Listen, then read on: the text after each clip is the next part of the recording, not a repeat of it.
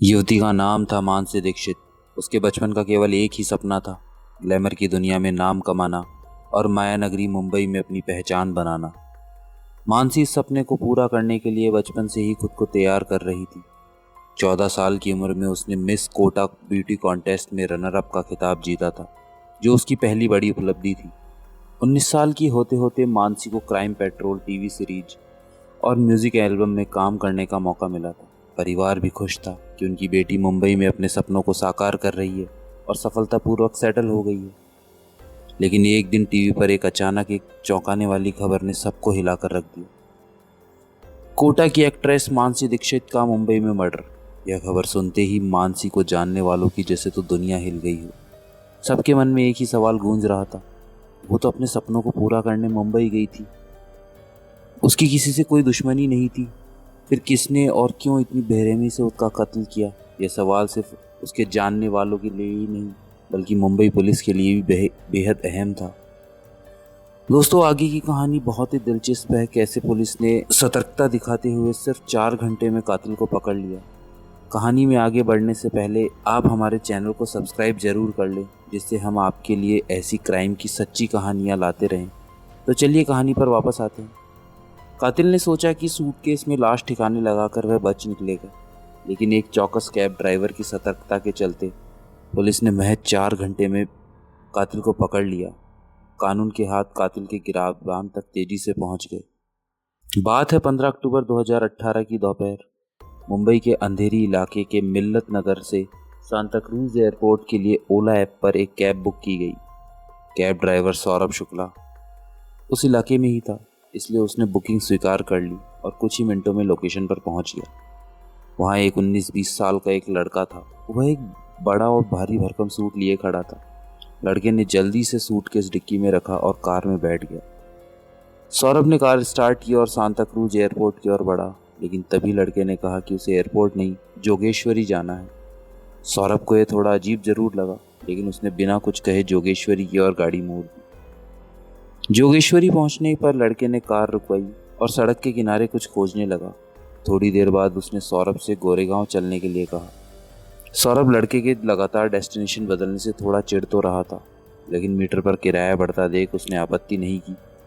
फिर गोरेगांव में काफ़ी देर तक घुमाने के बाद लड़के ने उसे मलाड चलने के लिए कहा। सौरभ ने गाड़ी मलाड की तरफ मोड़ दी, जहाँ लड़के ने माइंड स्पेस के बाहर कार रुकवाई।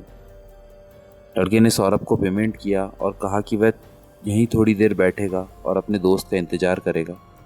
दोनों बाद में ऑटो लेकर एयरपोर्ट जाएंगे। फिर उसने सूटकेस निकालने के लिए सौरभ से डिक्की खोलने के लिए कहा। सूटकेस इतना भारी था कि लड़के से अकेले नहीं उठा, तो सौरभ ने मदद की। तभी सौरभ ने महसूस किया कि सूटकेस असामान्य रूप से बहुत भारी था, लेकिन उसने इस पर ज़्यादा ध्यान नहीं दिया और वहाँ से निकल गया। सौरभ कुछ ही किलोमीटर चला था कि उसे लड़के पर शक होने लगा। उसके मन में सवाल उठने लगे, आखिर उस भारी भरकम सूट में क्या था? वो लड़का सुनसान सड़क के किनारे झाड़ियों के पास क्यों उतरा था और एयरपोर्ट जाने के बजाय जोगेश्वरी, गोरेगांव और मलाड में क्यों भटक रहा था? इन सवालों ने कैब ड्राइवर सौरभ किसी अनहोनी की आशंका से भर दिया। अगले ही पल उसने यू टर्न लिया और उसी जगह पर वापस पहुंचा जहां उसने लड़के को उतारा था। जैसे ही सौरभ वहां पहुंचा, उसके होश उड़ गए। वो लड़का वहां नहीं था, लेकिन भारी भरकम सूट वहीं झाड़ियों में पड़ा था। सौरभ ने बिना देरी किए मुंबई पुलिस कंट्रोल रूम को सूचना दी और आसपास के लोगों को भी मौके पर बुला लिया। पुलिस को भी तुरंत जानकारी दी गई और बांगुर नगर थाने से एसएचओ विजय अपनी टीम के साथ वहां मौके पर पहुंचे। मौके पर पहुंचकर पुलिस ने झाड़ियों से सूटकेस को बाहर निकाला। तब तक वहां लोगों की भीड़ जमा हो चुकी थी। पुलिस ने भीड़ के सामने ही सूटकेस खोला और जैसे ही सूटकेस खुला, वहां खड़े लोगों की सांसें थम गई। सूटकेस में 19-20 साल की एक युवती की लाश थी। युवती की हालत देखकर साफ लग रहा था वह किसी संपन्न परिवार से थी, क्योंकि उसके कपड़े ब्रांडेड थे। उसके सिर पर किसी भारी वस्तु से चोट की गई थी और फिर गले में रस्सी से कसकर उसे मार दिया गया था। वह रस्सी भी सूटकेस के अंदर ही पड़ी थी। पुलिस ने शव को पोस्टमार्टम के लिए भेज दिया और सूटकेस और रस्सी को अपने कब्जे में ले लिया। सौरभ को पुलिस पूछताछ के लिए थाने ले आई। सौरभ ने पुलिस को पूरी घटना विस्तार से बताई, लेकिन अभी तक यह स्पष्ट नहीं हो पाया था कि सूटकेस में मिली लाश किसकी है। यह सवाल भी बरकरार था कि इस युवती की हत्या किसने और क्यों की, और सूटकेस को वहां फेंकने वाला वह लड़का कौन था। इस केस में पुलिस का सबसे बड़ा सहारा सौरभ ही था। पुलिस ने ओला ऐप के जरिए उस मोबाइल नंबर का पता लगाया जिससे कैब बुक की गई थी। साथ ही उस इलाके की सीसीटीवी फुटेज भी खंगाल कर लड़के की तस्वीर भी निकाल ली गई। महज 4 घंटे के भीतर पुलिस को उस लड़के का पता चल गया। अंधेरी में उसके फ्लैट पर रेड मारते हुए पुलिस ने उसे गिरफ्तार कर लिया। जब वह अपने घर से खून के निशान साफ करने की कोशिश कर रहा था, उसी समय पुलिस ने वहां पर रेड मारी। उस लड़के का नाम मुजम्मिल इब्राहिम सईद था। जब पुलिस मुजम्मिल इब्राहिम सईद के फ्लैट पर पहुंची तो वह घर में फैला खून साफ कर रहा था और बिखरा सामान समेटने की कोशिश कर रहा था। पुलिस ने उसे वहीं पकड़ लिया और फ्लैट को सील कर दिया। फिर उसे थाने ले जाया गया। पूछताछ के दौरान 19 साल के मुजम्मिल ने अपना नाम बताया और स्वीकार किया कि सूटकेस में मिली लाश उभरती हुई एक्ट्रेस मानसी दीक्षित की थी। उसने यह भी कबूल किया कि मानसी की हत्या उसी ने अपने फ्लैट में की थी। मुंबई पुलिस ने अभी मुजम्मिल को रिमांड पर लिया भी नहीं था कि मानसी की हत्या की खबर टीवी और सोशल मीडिया पर सुर्खियां बन गई। कोटा में रहने वाले मानसी के परिवार को इस दिल दहला देने वाली खबर का पता पुलिस से पहले सोशल मीडिया और टीवी के जरिए पता चला। कोटा के स्टेशन रोड पर स्थित मंगलयान अपार्टमेंट के फ्लैट नंबर 602 में मातम छा गया था। यहीं पर मानसी का घर था। उनके पिता ऋषि दीक्षित का कुछ समय पहले ही निधन हो चुका था।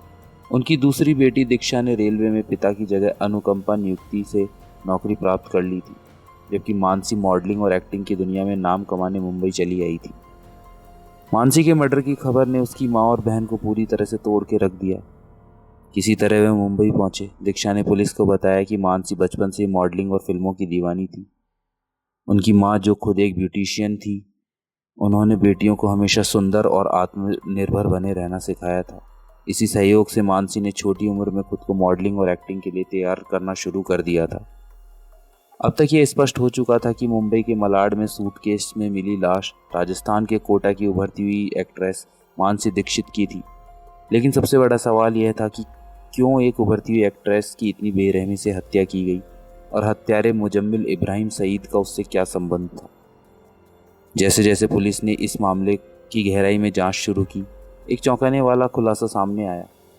साल 2014 में मिस कोटा ब्यूटी कॉन्टेस्ट में फर्स्ट रनर अप रहने के बाद मानसी को मॉडलिंग के कई छोटे बड़े असाइनमेंट मिलने लगे, लेकिन उसके सपने काफ़ी बड़े थे। वह मॉडलिंग और एक्टिंग की दुनिया में अपना नाम कमाना चाहती थी, इसलिए मुंबई जाना उसके लिए ज़रूरी था। साल 2018 के मार्च के महीने में उसका सपना पूरा हुआ जब उसे मुंबई की एक private company AK towers finance में काम मिल गया। इसके बाद मानसी ने मुंबई के अंधेरी इलाके में शास्त्री नगर में एक कमरा किराए पर लिया और वहीं रहने लगी। फ्री समय में मानसी अक्सर सोशल मीडिया पर एक्टिव रहती थी। उसे अपनी तस्वीरों पर आने वाले कमेंट पढ़ना और बॉलीवुड के लोगों से चैटिंग करना बहुत पसंद था। जल्द ही उसे काम मिलने लगा। उसे मॉडलिंग के प्रोजेक्ट्स, क्राइम पेट्रोल जैसे टीवी सीरियल्स और कई म्यूजिक एल्बम में काम करने का मौका मिला, जिससे उसके करियर ने रफ्तार पकड़ ली। लेकिन उसकी ज़िंदगी में अंधेरा तब आया जब उसकी मुलाकात मुजम्मिल इब्राहिम सईद से हुई। मुजम्मिल, जो कि हैदराबाद का रहने वाला था, एक अमीर परिवार से ताल्लुक़ रखता था। उसके पिता सिराजू हसन सईद मर्चेंट नेवी से रिटायर होकर मुंबई के जोगेश्वरी में एक फ्लैट खरीद चुके थे। मुजम्मिल उनका इकलौता बेटा था और उसे बचपन से ही बड़े लाड़ प्यार से पाला गया था। बचपन में उसे पढ़ाई के लिए अपनी नानी के पास हैदराबाद भेज दिया गया था। वह सिर्फ कभी कभार मुंबई अपने माता पिता से मिलने आता था। मुजम्मिल का बॉलीवुड और सोशल मीडिया का क्रेज उसे लगातार इस दुनिया की ओर खींचता रहा। एक दिन फेसबुक पर उसने मानसी की प्रोफाइल देखी। मानसी को प्रभावित करने के लिए उसने फेसबुक पर एक फर्जी प्रोफाइल बनाई जिसमें उसने खुद को एक कामयाब एक्टर बताया। उसने मानसी को फ्रेंड रिक्वेस्ट भेजी, जो कुछ समय बाद मानसी ने स्वीकार कर ली। इसके बाद दोनों के बीच फेसबुक पर बातचीत शुरू हो गई। थोड़े समय में उनकी दोस्ती गहरी हो गई। एक दिन मुजम्मिल ने अपनी माँ से मिलने का बहाना बनाकर मुंबई आने का प्लान बनाया। मुंबई पहुंचकर वह अपने दोस्त के साथ मानसी से मिला। यही वह मुलाकात थी जिसने मानसी की ज़िंदगी को हमेशा के लिए बदल दिया। मुजम्मिल और मानसी के बीच मुलाकातें धीरे धीरे बढ़ने लगी। कभी वे रेस्टोरेंट में मिलते तो कभी बिजनेस सेंटर पर।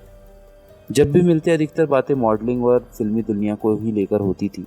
15 अक्टूबर 2018 का दिन मानसी के जीवन का सबसे भयानक दिन साबित हुआ। उस दिन मुजम्मिल की माँ घर पर नहीं थी क्योंकि वह रिश्तेदार से मिलने गई हुई थी। मुजम्मिल ने इस मौके का फ़ायदा उठाते हुए मानसी को फ़ोन किया और उसे मॉडलिंग कंपनी के लिए फ़ोटोशूट करने का झांसा देकर अपने फ्लैट पर बुलाया। जब मानसी फ्लैट पर पहुंची तो शुरुआत में मुजम्मिल ने उससे सामान्य बातचीत की, लेकिन कुछ देर बाद अचानक उसने मानसी के साथ शारीरिक संबंध बनाने की बात कही और उसके साथ अश्लील हरकतें करने लगा। मुजम्मिल की मंशा भांपते ही मानसी ने इसका कड़ा विरोध किया और उसे डांटते हुए फ्लैट से बाहर भागने की कोशिश की। मानसी को बाहर जाते हुए देख मुजम्मिल घबरा गया और उसने गुस्से में वहां पड़े एक स्टूल से उसके सर पर जोरदार वार कर दिया। इस हमले से मानसी बेहोश होकर जमीन पर गिर पड़ी। बेहोशी की हालत में मुजम्मिल ने उसके साथ दुष्कर्म करने की कोशिश की। इसी दौरान मानसी को होश आ गया, जिससे मुजम्मिल बहुत बुरी तरह से घबरा गया। अपनी जान बचाने के लिए उसने जूतों की लेस और घर में पड़ी एक रस्सी का फंदा बनाकर मानसी का गला घोंट दिया। कुछ देर छटपटाने के बाद मानसी ने दम तोड़ दिया। मानसी की हत्या के बाद मुजम्मिल पूरी तरह से घबरा गया। उसे समझ नहीं आ रहा था कि वह क्या करे। पकड़े जाने का डर उसे सताने लगा। काफ़ी सोचने के बाद उसने मानसी की लाश को ठिकाने लगाने का प्लान बनाया। अपने घर में पड़े एक बड़े सूटकेस में मानसी की लाश को पैक कर दिया। फिर ओला ऐप के जरिए उसने सांताक्रूज एयरपोर्ट के लिए एक टैक्सी बुक की, लेकिन रास्ते में उसने ड्राइवर के साथ जोगेश्वरी, गोरेगांव और मलाड के विभिन्न इलाकों में गाड़ी घुमाने को कहा। आखिरकार उसने टैक्सी को मलाड के माइंड स्पेस इलाके में रुकवाया, जहां सुनसान जगह देखकर वह झाड़ियों के पास उतर गया। मुजम्मिल ने टैक्सी ड्राइवर को पेमेंट किया और उसके जाते ही सूटकेस को झाड़ियों में फेंक दिया। इसके बाद वह एक ऑटो रिक्शा लेकर वापस अपने फ्लैट पर चला गया। अपने फ्लैट पर पहुंचकर मुजम्मिल मानसी के खून को साफ करने की कोशिश कर ही रहा था। तभी कैब ड्राइवर से मिली जानकारी के आधार पर मुंबई पुलिस की बांगूर नगर थाने की टीम वहां पहुंच गई और उसे गिरफ्तार कर लिया। मानसी दीक्षित के परिवार ने बताया कि इस मामले में फिलहाल कोर्ट में ट्रायल चल रहा है। तो आरोपी मुजम्मिल इब्राहिम सईद थाने जेल में बंद है और जमानत के लिए प्रयास कर रहा है, लेकिन अभी तक उसे बेल नहीं मिल पाई है। तो दोस्तों, ये थी आज की कहानी। अगर आपको ये वीडियो पसंद आई हो तो लाइक ज़रूर करें, शेयर करें, इसे अपने दोस्तों तक पहुंचाएं। और अगर आप ऐसे ही दिलचस्प और सस्पेंस से भरी कहानियां देखना चाहते हैं तो सब्सक्राइब करना ना भूलें। फिर मिलेंगे एक और नई और रोमांचक कहानी के साथ। तब तक के लिए अपना ख्याल रखें और देखते रहें डर का असली चेहरा। धन्यवाद।